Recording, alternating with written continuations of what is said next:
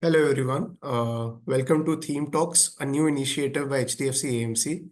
I'm Siddharth Gupta, product specialist at HDFC AMC, and your host for this call. Today, we will be discussing the opportunity in the Great Indian Consumption Story. More specifically, we'll be discussing themes around rising income levels, premiumization that are backed by the urbanization that we see and the digitization that we see all around us. We'll also speak about the recovery in rural consumption, which is a key driver in the near-term thesis for consumption for us. We'll also be speaking about how consumption is an investment theme, which is relatively insulated from the global uncertainties and economic cycles, especially in the context of so many things happening around the U.S. administration. Uh, Finally, we'll also speak about the HDFC Non-Cyclical Consumer Fund. It's a fund that invests in stocks around the non-cyclical consumer theme. This fund was launched in July 2023. It's done well so far for investors, having beaten the benchmark and the category average in consumption categories since inception, as well as in the past 1 year/6 months. We have with us here today Mr. Amit Sinha, who is the fund manager and senior equity analyst managing HDFC Non-Cyclical Consumer Fund. He has about 20 years of experience and has been with us for more than 4 years now. Amit, great to have you here with us. Hey, hi, Siddharth. Thank you. Amit, over to you. Thank you. Yeah, thank you, Siddharth. Hi, everyone. Very good afternoon to all who have joined the call. Okay, so I'll start the presentation. The presentation will take close to around 30 minutes. We have structured the presentation in three parts. The first part is broadly the long-term drivers of consumption in India and why we believe that the next 5 to 10 years are going to be very strong in terms of the consumption growth rates. And the second part is more near term and some of the macro drivers which are impacting consumption, some of the issues which have hurt the sector in the last few quarters, and broadly the outlook in some of the segments. And lastly, we'll discuss about our fund and the offering which we have in HDFC Non-Cyclical Consumer Fund. So to start with, the second slide, I'm on second slide, and this slide talks about 5 different factors which are driving India's consumption in the longer term.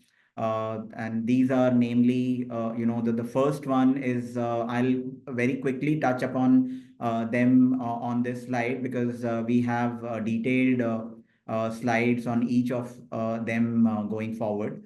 The 5 different points are number one, that India has crossed now $2,500 per capita mark, and we will be crossing close to around $5,000 US dollar mark by 2031. This journey is very important because other countries like China, Vietnam, Indonesia, when they crossed, when they were in this particular zone in terms of the per capita income, they saw significant acceleration in terms of the overall consumption in their countries. Second is demographic dividend. We are all aware of it, but very important point that apart from being a young country, the dependency ratio is also declining. Premiumization is a very powerful theme which is already playing out in a major way in multiple categories. Formalization is helped by some of the government policies which is helping the organized players. And digitization is the last point, but one of the most powerful points, wherein the accessibility of the products and services have improved dramatically across the length and breadth of the country. Going to the third slide, this is the point number 1, which we talked about in second slide. If you look at the chart on the left-hand side, it's a comparison of per capita income between India and China. And the right-hand side chart shows some of the consumption-related categories and their growth rate uh, between 2006 to 2012 in China compared to the growth rates 6 years before that. This is important because China crossed close to around $2,000 per capita income in 2005. And growth rates in some of the consumption categories post that were significantly ahead of the growth which were existing before that. So, and this is not, this is only one example of China. We have seen a similar kind of data points emerging out of other countries like Vietnam and Indonesia. Clearly this is a very, very important point, and we expect this to clearly kind of kind of boost the overall consumption in the next 5 to 10 years. Moving on to slide number 4, and this talks about demographic dividend. The first one, the left-hand side chart is basically the median age of India versus again China. And if you look at other countries also, some of the large countries and large economies in the world, their average age is significantly ahead of what the India's average age is, and a young population is always good for consumption. So clearly we have an advantage out there. But more importantly, I would say that the second point, which is less talked about, the dependency ratio, which is basically the number of dependents, which is a ratio of number of dependents to the working age population. That has come down dramatically. What it means is that the number of working people in the overall household, that is going up. Obviously, with more women participation in the workforce, this has to go up, and this is good for both the disposable income and the overall consumption. And lastly, urbanization is on its way up, and we expect the urban population to be close to around 40% of the total population by 2030, and this number will go to close to around 50% by 2000, close to around 45, 50. With higher urbanization, we have seen higher economic activity, which boost income generation, and which is again good for consumption. So I think some of the structural drivers of consumption are clearly in favor of India. Moving to slide number 5. This is basically a premiumization and the driver of premiumization. I think this is more important to understand. If you look at the chart, and the numbers there, the household income above $10,000 mark, which is basically to a large extent, which is the premium consuming class. That number is moving up from 75 million households in 2021 to close to around almost 180 million household in 2031, which is saying that the number of household above $10,000 mark or above 8.5 lakh annual income mark will be almost moving to 2.5 times compared to 2021. This is a very powerful point, which drives home the point or the kind of data which we are seeing across the categories, where we are seeing the K-shaped recovery and the premium segment kind of doing well is driven by this particular point, and we expect this to further accelerate in the coming decades. This is what basically is driving premiumization. And also, apart from the per capita income of the household going up, the propensity to consume is also kind of boosted by the easy financing, the growth in the credit cards, etc., etc. This is again, on slide number 6 is a pictorial representation of the changing face of the Indian consumer. And this is self-explanatory, but clearly the options which are available and the kind of consumption for which is done by an average Indian consumer has gone up meaningfully compared to let's say a few decades ago. Moving on, there are a few premiumization examples. The first one is the example of a leading FMCG company and their detergent portfolio. Clearly, the premium part of the detergent has taken up a significant market share, and the revenue contribution has gone up meaningfully. Similarly, in the paints, the luxury part of the emulsion paints have increased in terms of the overall contribution in the last 10 years. Moving to slide number 8, formalization has been kind of playing out in the economy in the last many decades. But what we have seen in the last 5-7 years is an acceleration in the formalization, and which is largely driven by some of the government policies, the implementation of GST, and then cut in the corporate tax, and higher digitization. All of these factors are helping the formalization to accelerate in a meaningful way, and that is leading to higher growth for the organized players and basically, if you look at the unorganized segment, even now in some of the large consumption sectors, that is still very high, which may kind of leaves a large headroom for growth for the organized players in some of these segments. Moving to slide number 9, this slide talks about digitization and how clearly what kind of impact digitization has done on the overall consumption ecosystem. The accessibility has improved dramatically because of digitization. The products and services availability across the length and breadth of the country has improved dramatically in the last 5 to 10 years. Thanks to the kind of digitization, which is also kind of boosted by some of the government, and government has been a big enabler of the digital ecosystem in India. Also, the increasing penetration of the smartphones and the cheaper data cost, etc., have helped the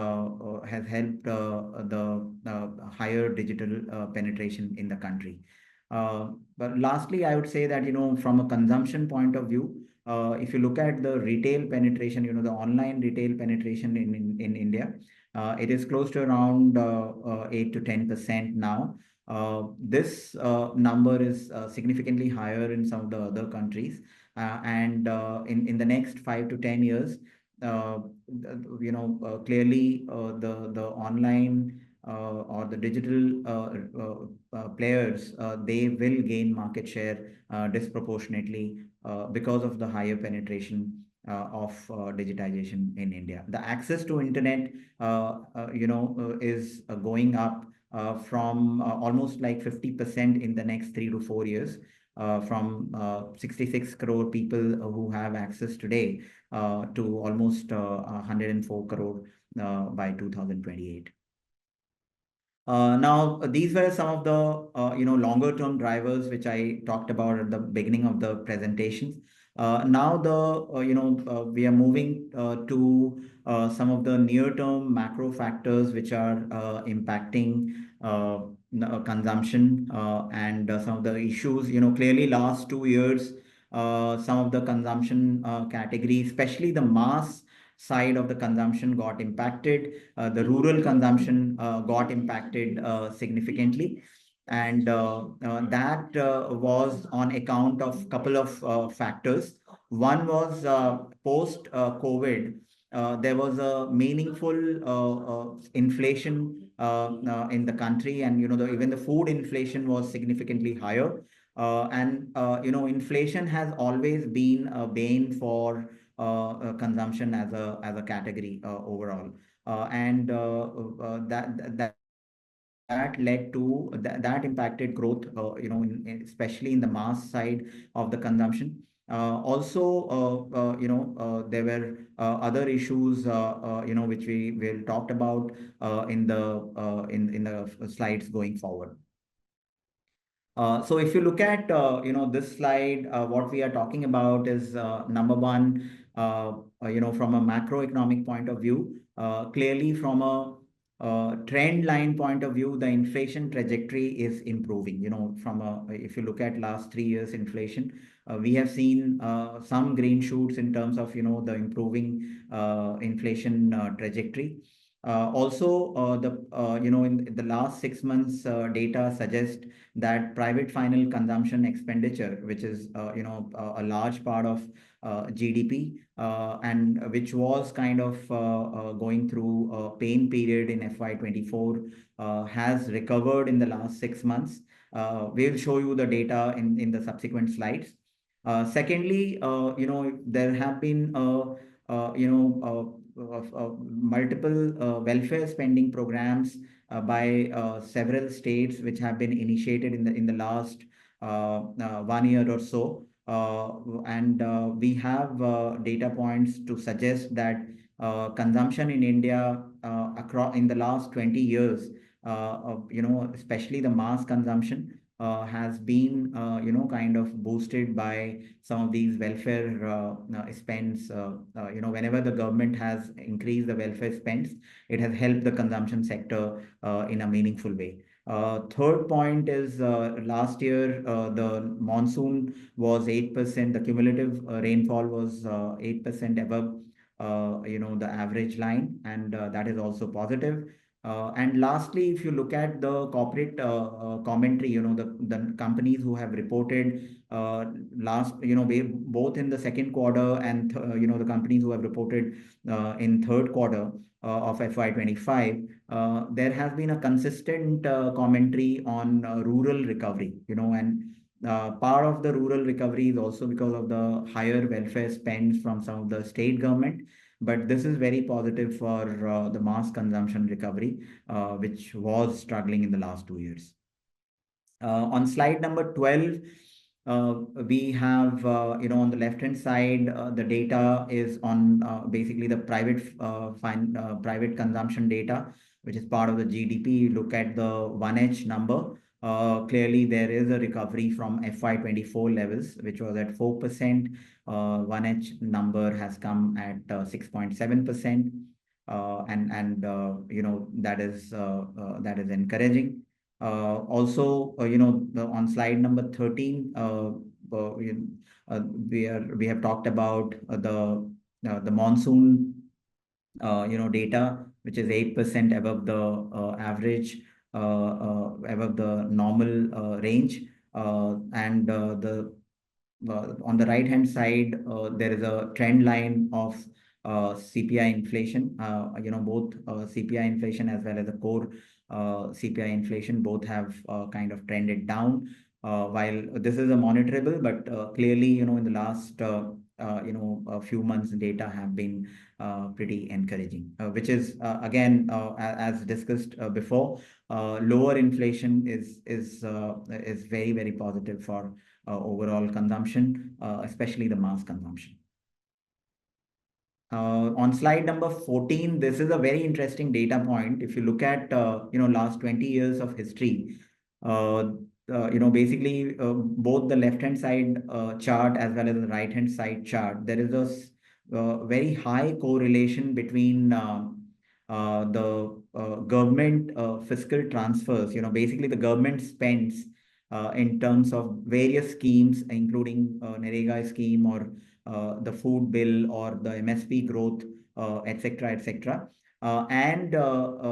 Basically the consumption growth in India, and there is a very high correlation. So if you look at between to FY08 to FY14, now the fiscal transfers went up in terms of the growth rate, and that impacted or that led to acceleration in the overall consumption during that time. And hence we expect that some of the recent welfare spending program which have recently started by some of the states, we will be again very kind of important tools to see the recovery in the mass side of the consumption. On slide number 15, this is the long-term consumption trend of US and India. And if you look at the chart on the left-hand side, which is the US real consumption, they kind of recovered, compared to the pre-COVID trend. And one of the very critical reason was that the country saw a significant stimulus. The details of the same is given in the presentation, but I think the welfare spending by the government, the stimulus package which the US government kind of released during the COVID was one of the key reasons for the quick recovery in the consumption trend. However, in India, if you look at, we have still not recovered, compared to where we were pre-COVID in terms of the trend lines. So the trend lines have not caught up in India, and I believe that if the welfare spending kind of starts kind of seeing its impact, we will be able to kind of catch up on this very soon. Slide number 16 is basically, it talks about various schemes by different state governments in India. The various welfare spending schemes started by some of the state governments in India. For example, Madhya Pradesh started a welfare scheme named as Ladli Behna Yojana, wherein they are giving rupees 1,250 per month to to women. Obviously, there are criteria of income, etc., etc. But clearly, this is one of the large schemes. The total outlay was 36,000 crore. Similarly, Maharashtra did it last year. Telangana, Karnataka, and of late we have seen that to start from Jharkhand as well as Odisha. So we have seen multiple states kind of doling out some of these welfare spending programs, and this has a direct correlation with the mass consumption. In aggregate, in the last 1.5 years, we have seen 3 lakh crore of such welfare scheme, kind of initiating, which is a very large number in my view, and this should have an impact, in the medium to longer term. Moving on, some of the on slide number 17, the corporate commentary clearly suggests that the rural recovery is ahead. There is some challenge in the urban consumption, but rural is what is holding up in the last 2 quarters. And in the urban side, also I believe that with some of these stimulus packages, with some of these welfare spending programs, the urban mass consumption should also recover in the next 2 to 3 quarters. This slide, the slide number 18, talks about the K-shape recovery in the economy. And clearly, across categories, we have seen that, how K-shape, the premium products have continued to kind of gain traction. The growth rates in the premium products continue to kind of race ahead, but the mass has suffered clearly, and the reason for the same is that some of the labor intensive industries have struggled in the last few years, while the capital intensive and the some of the manufacturing industries have gone for more efficiency, and they have kind of used more capital intensive kind of programs or technology to kind of replace the labor, which has also kind of impacted the income levels at the mass end. Yeah, so this is we thought that we'll present why the K-shape is becoming very relevant. Now, that was broadly on the macro trends, the recent macro trends, and what is happening on the consumption side, and why we believe that the mass and the rural consumption should recover going forward. Also some of the other data points which we have not presented in the PPT is the rural wage growth, etc.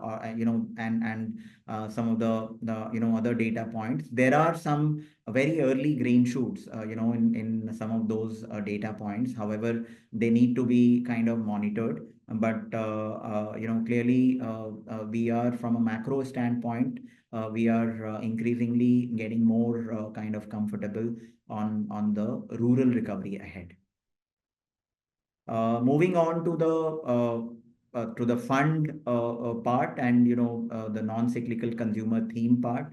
Our fund, which is named as Non-Cyclical Consumer Fund, is the theme is broadly, to kind of put it in a nutshell, we have excluded some of the cyclical part of the consumption index.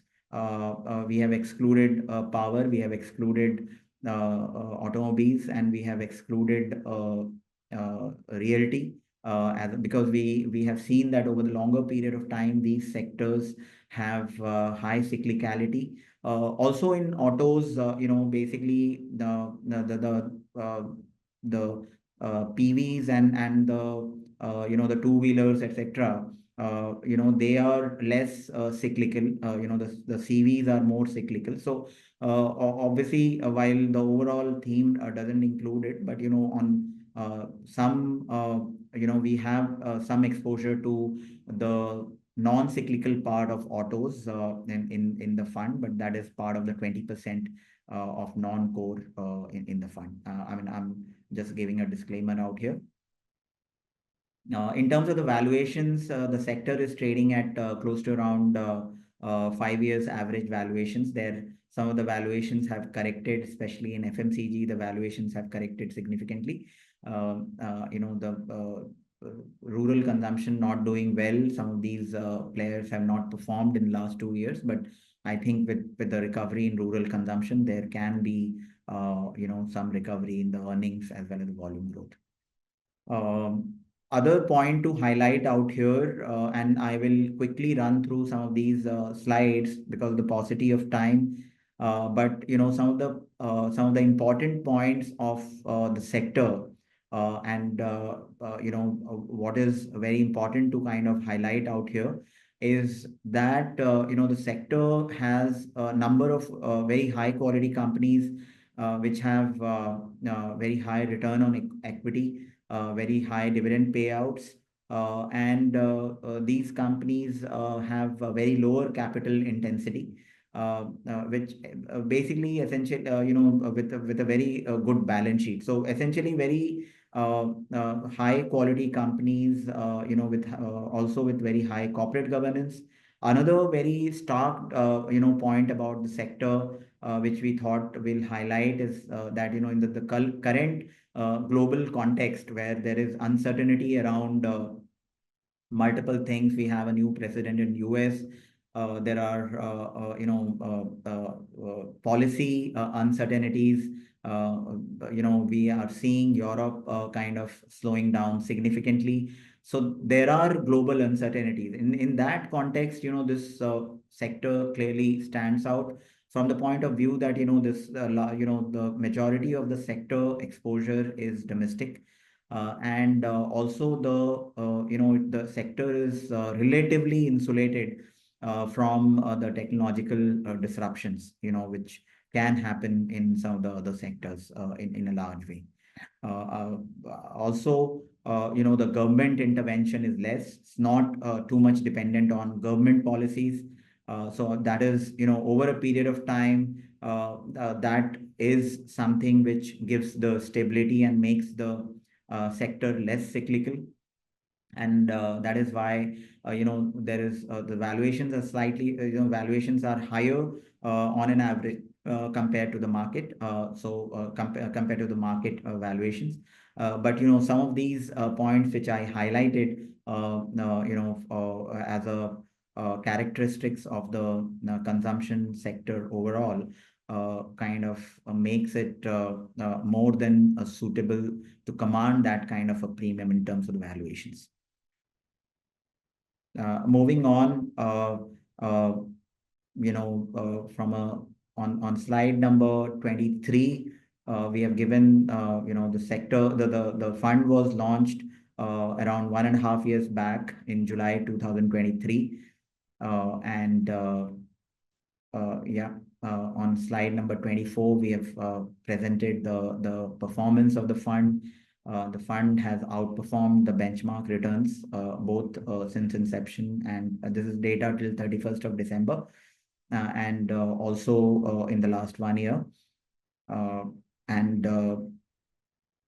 So performance remains good of the fund. Slide number 25 talks about some of the risk factors. Clearly, the macro risk is the largest, is the biggest risk. The domestic macro related risk is one of the risks which needs to be kind of highlighted. Sharp inflation. Inflation is a clear bane for overall consumption. And some of the other risks, which are longer term risk like private label and competitive intensity, which are again sector by sector. Will not get into it in detail. Lastly, to kind of wrap it up, slide number 26 is the summary of everything which we talked about in the earlier slides.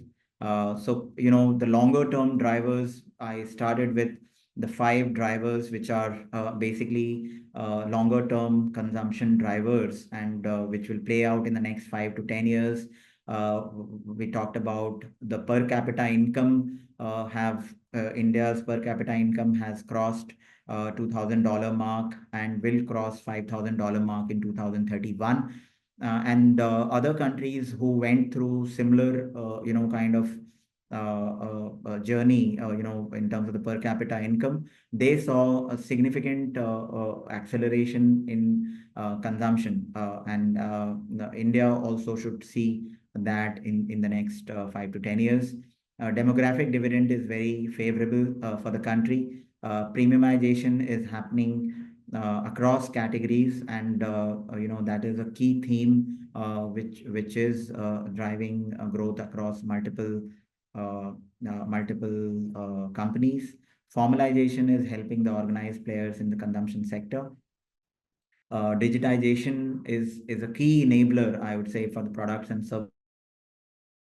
New companies have come in, multiple new models have come in, the quick commerce companies and the D2C companies, etc. They are all byproduct of higher digitization, and also the traditional companies are also getting helped by higher penetration of digitization in the country, because their products are now available across the length and breadth of the country. We talked about the characteristics of the consumer companies. Very high return on equities, very strong balance sheet, and very high on corporate governance, less disruption from global macro and other technological disruption, etc. Are and lower intervention from the government are some of the key characteristics of the sector, which kind of makes it more than suitable to kind of command the kind of valuations they get. The near term factors which we discussed again are that on the macroeconomic side, inflation is clearly kind of showing downward trend, which is very positive for the mass consumption overall. Welfare spending by the governments, various state governments it's very encouraging. We show, kind of showed you the chart where the welfare spending is directly correlated over the last 20 years, is very highly correlated with the consumption growth in the country. Monsoon was good in the sowing of even the rabi crop is going good according to some of the media reports. So agri economy should also kind of do well, and rural is kind of getting bolstered by both the welfare spending and the agri economy starting to do well. And Yes. Lastly, I would say that uh, we expect the urban consumption, which has been an issue in the last 2 to 3 quarters. We expect urban consumption to kind of recover in the next 2 to 3 quarters. Again, helped by some of the welfare spending and overall lower inflation and recovery in the overall macro, and GDP growth rate in the country. Broadly, I'm done with the presentation. Definitely. Thank you so much, Amit, for covering this presentation once again in a short and summarized form. We would like to close the call for today. Thank you everyone for attending this call. As mentioned, the presentation is available on our website. The fund is open for investments. We recommend that investors in this fund come with a long-term horizon and with a portion of their equity investments. Sectoral thematic funds are not supposed to be a large part of your portfolio, but up to 5, 10 for diversified, relatively diversified funds, maybe a slightly larger portion of your portfolio, but not a very significant portion of your portfolio. Thank you all for joining us. Thank you, Amit, for being with us here today, and happy investing and a great year to all. Thank you so much. I'll end the call. Thank you, everyone, and thank you, Siddharth. Thank you.